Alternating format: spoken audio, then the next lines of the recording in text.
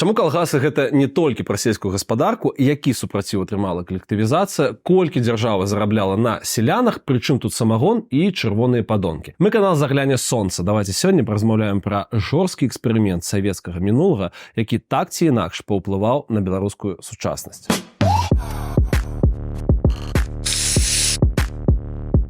Большасць калгасаў паўстала ў перыяд з 18 па 30-е гады мінулага стагоддзя. Гэта калі мы кажам пра ўсходнюю Беларусь. Пасля 1927-га іх стварэнне стала генеральнай лініяй партыі. Зразумела, прынцып добраахвотнасці не існаваў толькі на паперы. У дачыненні да праціўнікаў калектывізацыі і найбольш заможных гаспадароў пачалі праводзіць так званую палітыку раскулачвання. Паводле некаторых дадзеных, працэс гэты крануўся каля 700 тысячаў сялянаў. Як рэагавалі людзі? Па-рознаму. Тут важна сказаць, што тэйк пра павальна бедную і заўжды галодную беларускую вёску не быў на 100% справядлівым. Існавалі вельмі і вельмі розныя гаспадаркі. Калі ты бедны, то ад уступлення ў калгас, зразумела, нічога не губляеш. Але толькі ў 1930 годзе органамі дзяржбяспекі было зарэгістравана каля 520 узброеных выступленняў. Лічба, відавочна, трэба азначыць завышаная, бо ахватвала шырокую статыстыку канфліктаў. Ад, напрыклад, выбітаў у старшыні вокнаў да сапраўдных нападаў і нават забойстваў. Але тэндэнцыя адчувальная. Зараз мы размаўлялі толькі пра ўсходнюю і цэнтральную Беларусь, яшчэ без заходняй. Яе даапрацоўвалі, так бы мовіць, з 1939 і ажно да пачатку 50-х гадоў. Ёсць меркаванне, што з тых часоў захаваўся умоўны падзел краіны ў кантэксце прыватна-ўласніцкай свядомасці. Маўляў, 20 дадатковых гадоў укаранілі ва ўсходняй Беларусі змаргіналізаваную калгасную свядомасць. Пры гэтым менавіта ўсходнікі толькі за 31-34 гады пазбавіліся больш за 260 тысячаў чалавек вясковай і гаспадарчай эліты праз рэпрэсіі. Меркаванне даволі агульнае, магчыма, спрэчнае, але падзел відавочна існуе.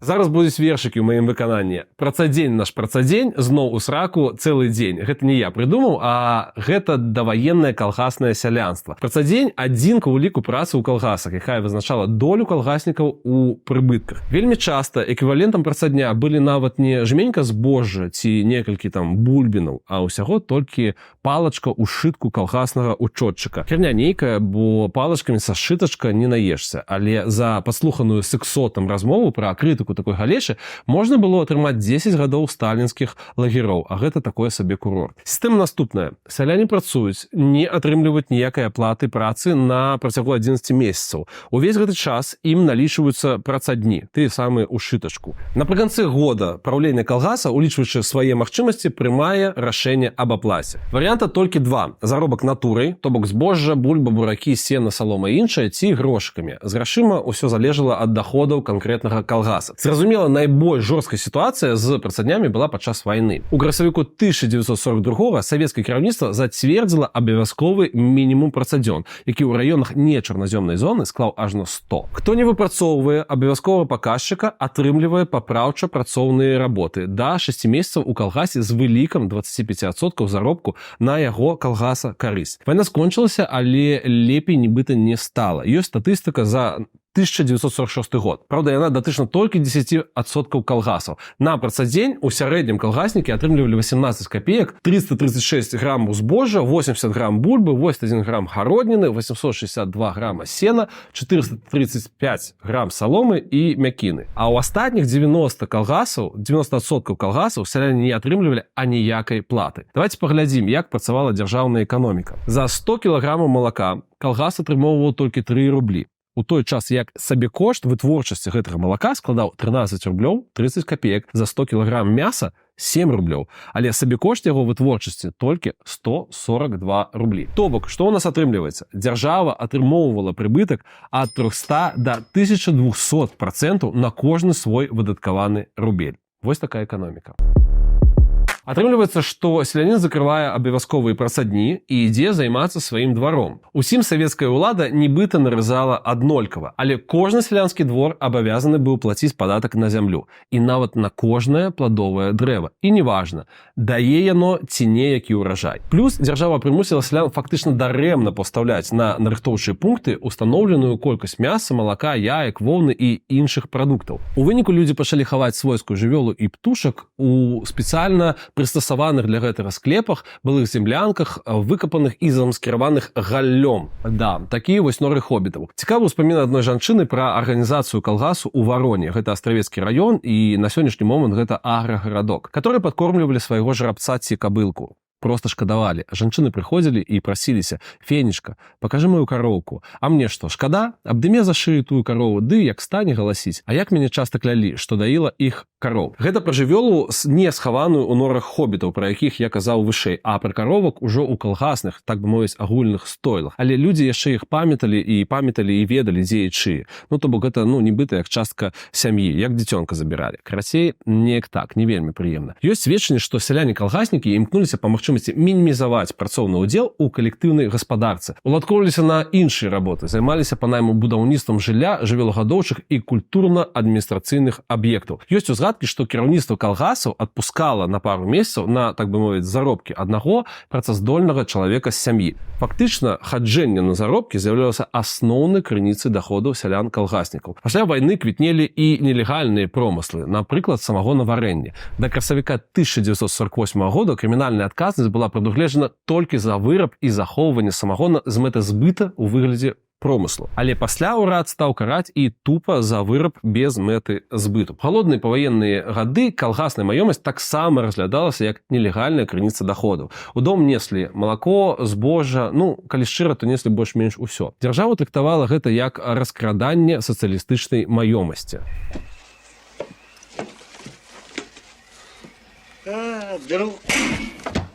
Проклятый расхититель социалистической собственности!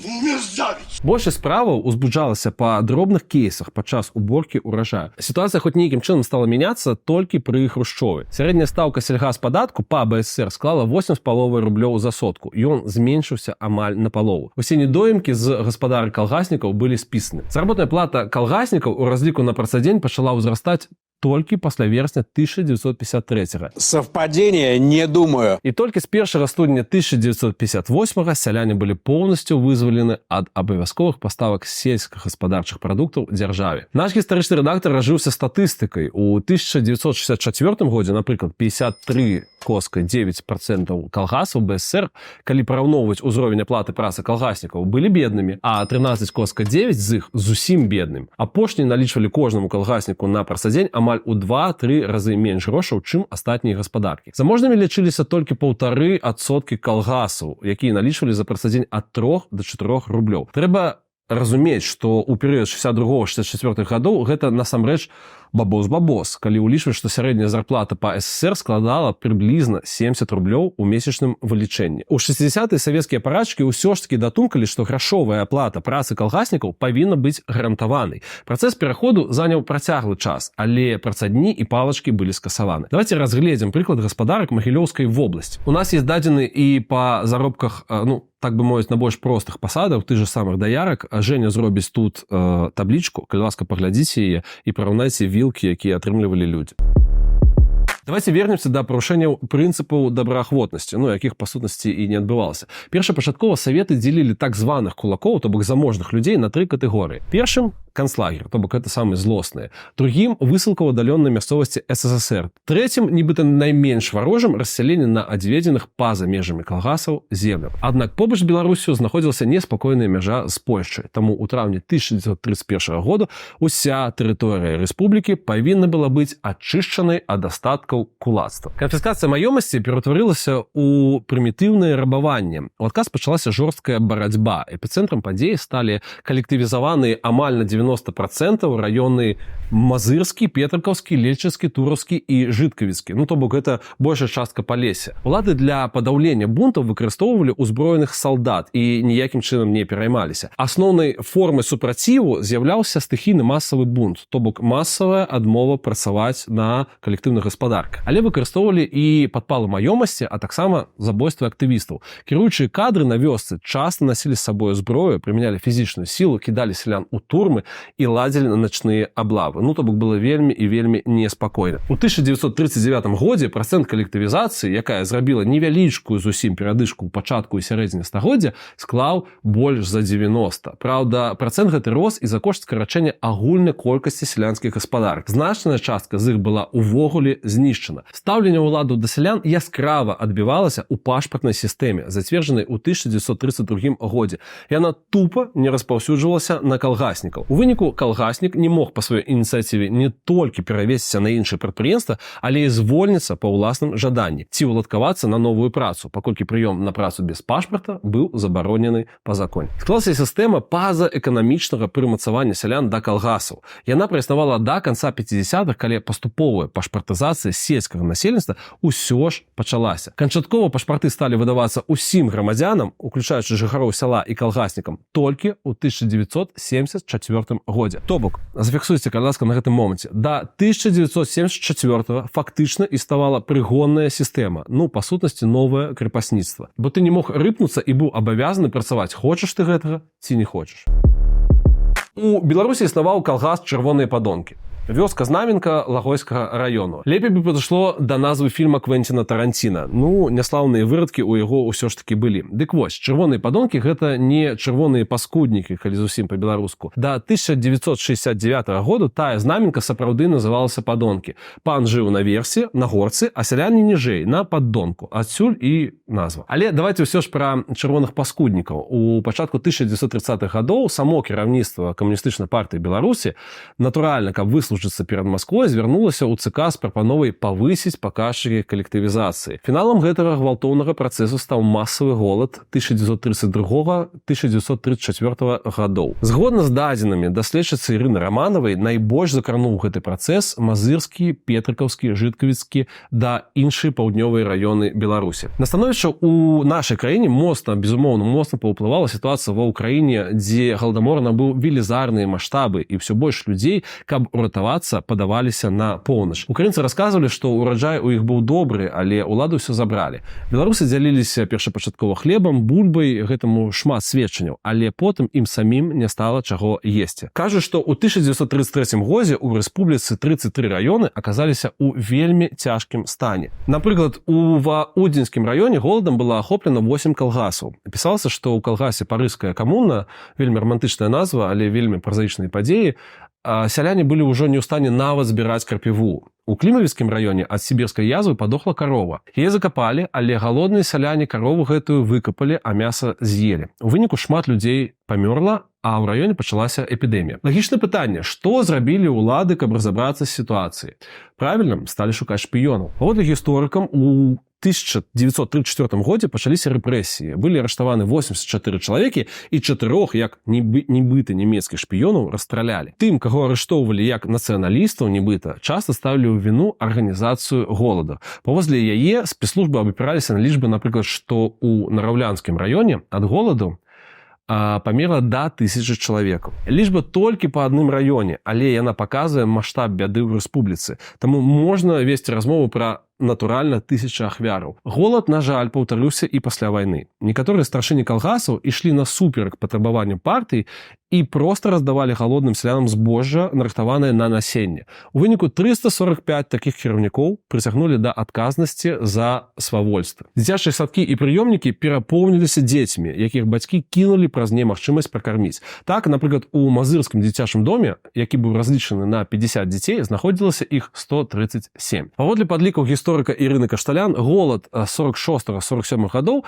зазналі каля 300 000 жыхароў Беларусі. У архівы КПБ быў асобны сектар, у якім захоўвалі адпаведныя дакументы. Але ў пачатку 90-х гадоў доступ да яго закрылі, і цяпер невядома, дзе шукаць тыя паперы.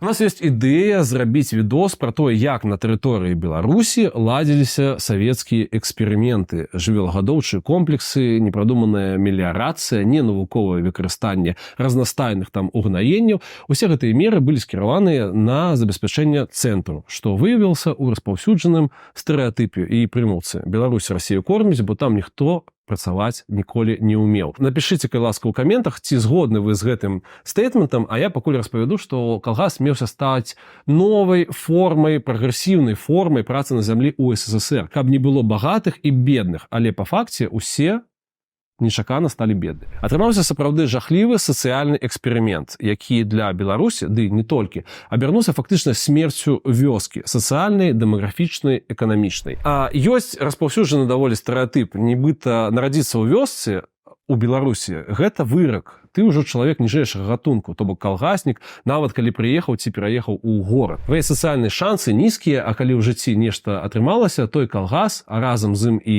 культуру, беларускую мову, рэзкую традыцыю, ты імкнешся забыць як страшны сон. Не абавязкова, што гэта распаўсюджваецца на ўсіх і ўсе сябе паводзяць у гэтым рэчышчы. Але, на жаль, ёсць яскравы прыклад. Чэл, які кіруе краінай як калгасам з 94-го года і да гэтай пары змагаецца са сваімі комплексамі і фобіямі, якія выраслі там сярод бруду, бессэнсоўнай працы, гвалту, водрасаляры і самагону. Ёсць меркаванне, што без права ўласнасці на зямлю ў Беларусі парадку ніякага не будзе і быць не можа. А любыя высілкі ў кожны момант пойдуць прахам, бо могуць забраць і дом, і палі, і сады, і бізнес, і ўсё, што ты нарабіў. Нагадваю, вы канал «Загляне сонца». Калі ласка, упадабайце гэты відос, падпішыцеся на канал і давайце беларусець разам. Пакуль.